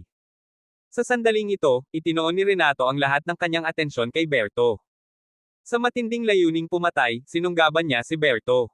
Sa isang kisap mata, ang kanyang mga daliring malaagila ay nakalok sa lalamunan ni Berto. Si Berto, sa kabilang banda, ay parang isang kahoy na tao, na pinapanood siyang magpakamatay. Pang! Ang biglaang eksena sa field ay nagdulot ng kaguluhan sa mga manunood. Para naman kina Elderly at Mimi, biglang nanlaki ang kanilang mga mata at naging kulay abo ang kanilang mga mukha. Sa entablado, lumuhad si Berto sa harap ni Renato. Natalo ako. Huwag mo akong patayin. Ibinaba ni Berto ang kanyang ulo at pinisil ang mga salita ng napakahirap. Ganun ba? Di ba sabi mo napakayabang mo sa audience kanina? Tinakot mo pa akong matatalo mo ako. Tinapakan ni Renato ang balikat ni Berto at hinampes siya sa lupa. Maaari mo ring hilingin sa akin na iligtas ka. Sabihin sa lahat ng malakas na ikaw ay walang kabuluhan, at hindi kita papatayin. Buong pagmamalaki si Renato. Namula ang mukha ni Berto. Walang duda na kung susundin niya ang mga salita ni Renato, masisira ang kanyang reputasyon at masisira ang kanyang kinabukasan. Pero, nakita niya si Alvarado na nakahandusay sa lupa sa hindi kalayuan, dumura ng dugo. Malapit na siyang mamatay. Siya ay natatakot at sabik na mabuhay. Sige, sasabihin ko ito. Na may pulang mata, huminga ng malalim si Berto at malakas na sinabi, ako, si Berto yan, ay walang kwenta. Sa ibaba ng stage, natahimik ang mga tao. Nang makita ang eksenang ito, naging komplikado ang damdamin ng lahat. May mga nanunuya sa kanya, may mga bumantong hininga, may iba na sa loob-loob ay natutuwa na hindi sila umahan para itapon ang kanilang buhay. Not loud enough, sumigaw ka ulit. Hindi sinasadya ni Renato na palayain siya at patuloy siyang pinapahiya. Hindi na napigilan ni Berto ang kanyang mga luha at sumigaw, ako, si Berto yan, ay walang kwenta. Sinubukan niyang gawin ang tunog na ito, na umalangaw-ngaw sa buong martial arts arena. Oo, siya ay isang masunuri na walang kabuluhan. Tumanggaw si Renato nang may kasiyahan at pinalaya si Berto. Lumingon siya at tumingin kay Eldery sa ilalim ng stage. Matanda, natalo ko lahat ng taong dinala mo. Ibigay mo ang posisyon ng amo ng pamilya Yi. At, tumingin siya kay Mim at ngumiti. Ikaw, akin ka. Lolo, ano po ang dapat nating gawin? Ang mukha ni Mim ay mapatla at siya ay ganap na nalilito. Puno ng kawalan ng pag-asa ang mukha ni Elder Yi. Ito ay ganap na desperado. Nagdadalamati siya sa kanyang puso, posible bang masira ang pamilya Yi, na pinaghirapan kong pamahalaan sa loob ng ilang dekada.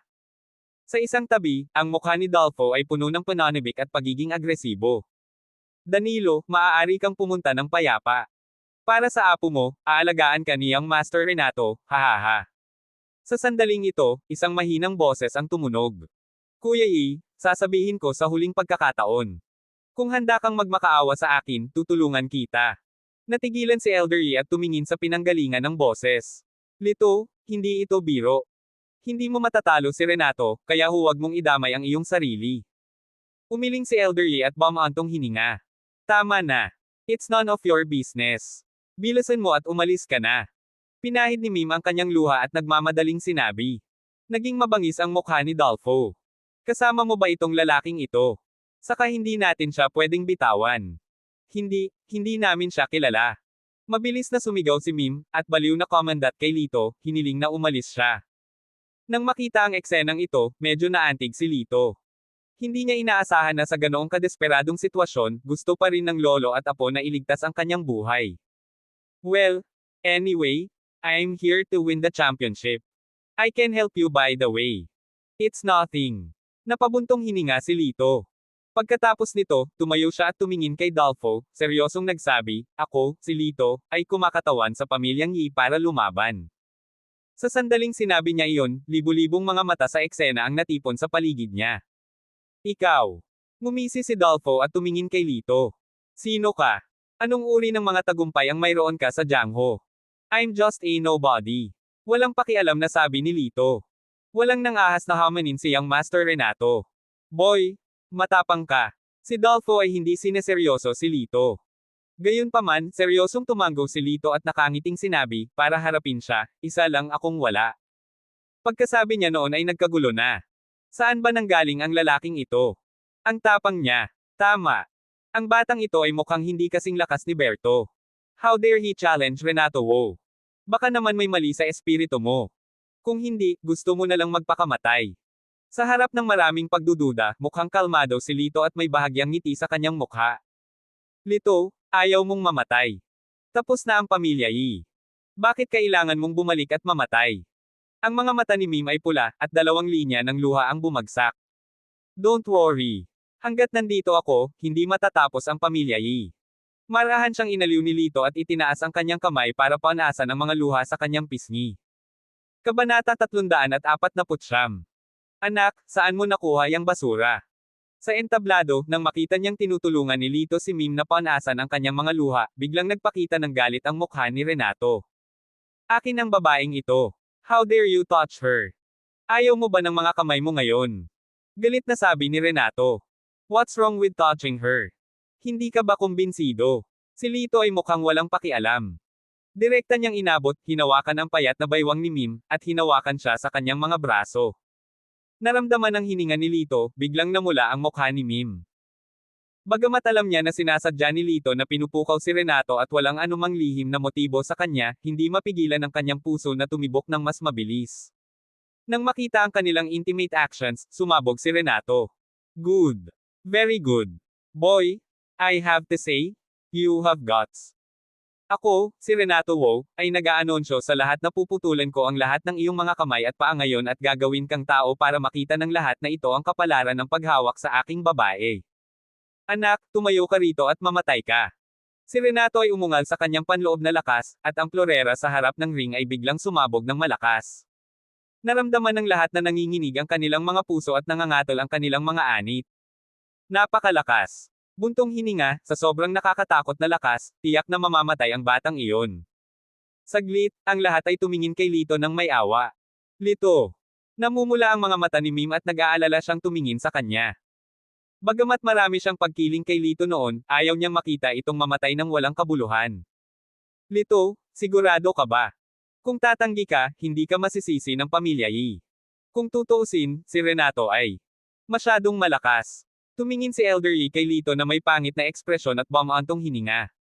Hindi gaanong nagsalita si Lito at ngumiti lang siya ng mahina. Guro. Lumapit din si Richard Ruan at bumulong, mag-isip ka ng 2 beses. Haha, dapat ibigay mo ang mga salitang ito sa taong nasa stage. Tumawa si Lito. Umiling si Richard at bumantong hininga. Bagamat umaasa siyang mananalo si Lito, naroon ang lakas ni Renato. Ang labanang ito ay lubhang mapanganib. Sa ilalim ng panunuya, pagtatanong, o pag-uusisan ng lahat, hakbang-hakbang na naglakad si Lito papunta sa ring. Nang makita ang eksenang ito, natahimik ang lahat. Ang mga naunang master ay direktang lumipad pataas o umakyat. Ang taong ito ay talagang umakyat sa mga hakbang sa bawat hakbang. Wala man lang ba siyang kakayahan? Brat, how dare you come up? Sama ka pa rin sa akin. Lumuhod ka. Baka maging masaya si Young Master Renato at iligtas ang iyong buhay. Bukod dito, hindi naiwasang sabihin ni Berto ng may paghamak. Sumulyap si Lito sa kanya at ngumiti. Sorry, iba ako sayo. I'm not a good for nothing.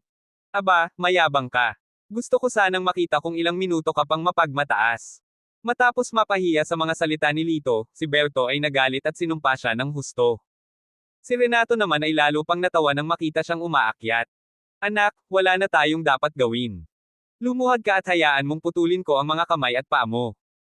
Kung tutuusin, hindi ako interesadong pumatay ng langgam. Sumulyap si Renato kay Lito, hindi man lang siya sineseryoso. Sa oras na ito, tumawa din si Lito. Isang non-entity. Kung langgam ako, mas malala ka pa sa langgam. Boy, how dare you talk to me like that? Aba, matapang ka. Biglang nanlamig ang mukha ni Renato, at mayabang niyang itinuro si Lito. Ako, si Renato Wu, ay tatapakan ka sa isang galaw. Doon ka dapat manatili. Pagkatapos noon, ginalaw niya ang kanyang katawan at sinuntok ng kamay na bakal. Kaagad, isang nakakatalam na tunog ang bumasag sa hangin. Ang kanyang kamao ay may dalang malakas na hangin na sumipol na parang bagyo. Ito. Baka umabot na siya sa level ng martial arts master. Nang makita ang eksenang ito, kapansin-pansing nagbago ang mukha ni Elder Yi. Nang marinig ang mga salitang, master ng martial arts, nagbago rin ang mukha ni Mim, at nawalan siya ng pag-asa, kung gayon, si Lito. Natatakot ako na ang malalakas lang na nakapasok sa Grandmaster Realm ang makakalaban ni Renato. Gayunpaman, kakaunti lang ang Grandmaster sa buong estado, kaya imposibleng maging isa si Lito sa kanila. Umiling si Elderly at bumantong hininga. Mukhang nasa matinding problema ngayon si Lito. Bumigay ang mga binti ni Mim at diretsyong umupo sa kanyang upuan, parang naubos ang kanyang lakas. Sa isang tabi, tumawa ng malakas si Dolfo. Haha, Danilo, ang binatang iyon ay may sapat na kakayahan upang iligtas ang kanyang buhay, hindi pa banggitin ang pagkatalo kay Young Master Renato. Mas mabuting ibigay mo ang posisyon ng patriarka ng masunurin. Sa sandaling ito, naghiyawan ang mga manunood. What? Baliw ba siya? Oh my God, bakit hindi siya nagtatago? Gusto ba niyang lumaban? Labanan mo. Nanliligaw yan kay kamatayan. Sa arena, nakaharap sa nakakatakot na kamao ni Renato, si Lito ay kalmadong nakatayo sa kinaroroonan niya na parang hindi niya ito nakita. Isang bugzo ng hangin ang umihip, hinihipa ng maikling buhok sa kanyang noo. Boy, wala ka ng panahon para magtago. See, ito na ang gap between you and me. Mabilis na lumapit ang mukha ni Renato, at nagpakita siya ng hindi mapapantayang mabangis at mapagmataas na ngiti. Tumagal lamang ito ng 2 o 3 segundo. Naniniwala siyang hindi man lang naririnig ng langgam na nasa harapan niya ang pangungutya niya. Oh, talaga. Biglang gumuhit ang mga labi ni Lito sa isang ngiti. Sinulyapan niya si Renato gamit ang kanyang itim na mga mata, puno ng pangungutya. Bahagyang nagbago ang ekspresyon ni Renato, at bigla siyang nakaramdam ng hindi magandang pakiramdam. May mali. Gayunpaman, hindi siya tumigil. Malaki ang tiwala niya na walang magiging problema sa sarili niyang lakas. Sa sandaling ito, gumalaw si Lito. Binato niya ng suntok ang kamao ni Renato. Haha, boy, akala ko may secret weapon ka. Kung maglakas loob kang labanan ako ng ulo, mamamatay ka. Bago pa niya matapos ang sasabihin ay bumangga na ang kamao niya. Hong! Nagkaroon ng malakas na ingay. Sa sumunod na segundo, isang figure ang bumaril at tumama sa lupa ng husto. Isang malaking butas ang direktang nabasag sa arena, at ang mga tabla at alikabok na kahoy ay lumipad kung saan-saan. Saglit, mahirap makita kung sino ang nakatayo sa entablado. Isang tuwid na figure ang nakatayong may pagmamalaki. Nang makita ang eksenang ito, agad na pinalakpakan ni Dolfo ang kanyang mga kamay at tumawa ng malakas. Hahaha, Danilo, nakita mo ba iyon? Ang iyong mga tao ay binugbog, at ang posisyon ng master ng pamilyang Yi ay akin. Gayunpaman, sa susunod na sandali, biglang nagbago ang kanyang mukha. Nawala ang usok at alikabok sa ring. Sa sandaling ito, malinaw na nakikita ng lahat na ang taong nakatayo sa gitna ng ring ay hindi si Renato. Si Lito iyon. Paano ito posible? Talagang pinalipad niya si Young Master Renato. Biglang napuno ng mga tanong ng pagtataka ang buong field. Si Lito ay hindi interesado sa mga tanong na ito. Naglakad siya papunta sa entrance ng kuweba at biglang iniunat ang kanang palad. Isang malakas na puwersa ng pagsipsip ang nabuo. Si Renato ay sinipsip at lumutang sa hangin. Tanungin kita, sino ang langgam? Tinitigan ni Lito si Renato at mahinahong nagtanong. Tumangala si Renato. Gulong-gulo na ang gwapo niyang mukha na kanina ay mayabang. Bumuka ang bibig niya pero hindi siya makapagsalita. Parang may nakabara sa kanyang lalamunan. Nanlalaki ang mga eyeballs niya, at malapit nang lumabas ang mga eyeballs niya. Ito ay tanda ng matinding katatakutan. Sa oras na ito, malinaw na nakikita ng lahat na ang kanang kamay ni Renato ay ganap na nasira, nag-iwan lamang ng ilang laman sa kanyang balikat. Hindi. Hindi lang ang braso niya, kundi lahat ng buto at meridian niya ay nabali. Biglang may nakakita sa mga pahiwatig at sumigaw ng kakaiba. Ang kanyang mga salita ay nagdulot ng kaguluhan sa gitna ng karamihan. Kung nabali ang kanyang mga buto at meridian, hindi ba mapilayan si Renato? Si Young Master Renato, na nasa level na master, ay napilayan sa isang suntok lang. Sino ang binatang ito? Puno ng takot ang mukha ng lahat. Kabanata 350. Naging malamig ang ekspresyon ni Lito nang hindi siya nakatanggap ng sagot. Tinatanong kita, sino ang langgam? Pangalawang beses na ito. Ayokong magtanong sa pangatlong beses. Nakabawi si Renato mula sa kanyang pagkabigla. Hindi niya pinangarap na magiging ganito kalakas ang mukhang ordinaryong binata na ito. Aaminin ko na mas malakas ka kaysa sa akin, ngunit kailangan mong malaman na ako ay anak ni Brian Wu, ang pinuno ng 10 Ultimate Sect. Kung maglakas loob kang hawakan ako, hindi ka patatawarin ng aking ama. Buong pagmamalaking nagtaas baba si Renato. Bagamat makapangyarihan ang taong nasa harapan niya, hindi madaling harapin ang kanyang 10 Ultimates. Ang sino mang makakita sa kanya sa Jiangho ay kailangang sumuko. Dahil dito lang, tiwala si Renato na hindi maglalakas loob na hawakan siya ni Lito. Nabalian mo ang isang braso ko. Hanggat lumuhad ka at humingi ng tawad sa akin, hindi ko na itutuloy ang bagay na ito. Tiwalang sabi ni Renato. Ako. Lumuhad sa iyo. Sino ka sa tingin mo? Sinampal ni Lito si Renato sa mukha. Sinaktan mo ako. Tapos ka na. Sasabihin ko sa tatay ko na hahabulin ka ng lahat ng miyembro ng 10 Deadly Gates. Hindi lang ikaw, pati pamilya mo, huwag mo nang isipin na tumakas. Mabangis na nagmura si Renato. Ngunit hindi niya akalain na ang mga salitang ito ay direktang makakaantig sa masakit na lugar ni Lito. Gusto lang siyang patayin ni Lito, ngunit hindi niya matitiis ang taong ito na nagbabanta sa kanyang pamilya. Kill me. Good? Very good. I'm looking forward to it. Malamig na tumawa si Lito, ipinakita ang kanyang mapuputing ngipin. Hinawakan niya ang kaliwang kamay ni Renato at nagpuwersa. Basag. Isang dagwang braso ang lumipad palabas. Ah! Sumigaw si Renato, tapos ka na. Puputulin ka ng tatay ko, at ang buong pamilya mo ay mamamatay sa matinding kamatayan. Sige, ituloy mo ang pagmumura. Lalong naging nakakatakot ang tingin ni Lito. Parang halimaw, hinawakan niya ang binti ni Renato. Basag. Pilit na napunit ang kaliwang paa niya. Kung si Renato ay hindi nag-practice ng martial arts sa loob ng napakaraming taon, siya ay himatayan sa sakit. Hindi ka pakakawala ng 10 Deadly Gates. Ang kanyang mga mata ay kasing laki ng mga tansong kampana habang tinitigan niya ng masama si Lito. Sige, maghihintay ako. Ngumiti si Lito. Bigla, parang may naisip siya at sinabing, nga pala, may lalaki bang nagngangalang General? Suwang sa 10 Ultimates mo. Natigilan si Renato. Ang 10 Death Sect ay talagang isang General Zuang, at isa sa nangungunang 10 master ng 10 Death Sect.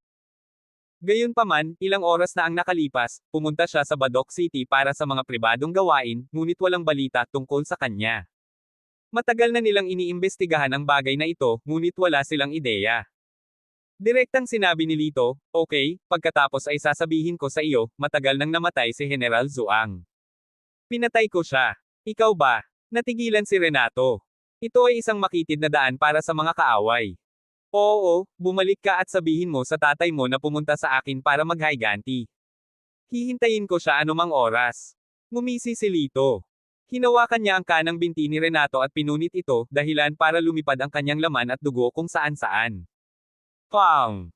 Si Renato ay inihagi sa arena ni Lito, ganap na pagod. Tinakat niya noon si Lito na gagawin siyang tao, ngunit ngayon, siya na ang naging tao.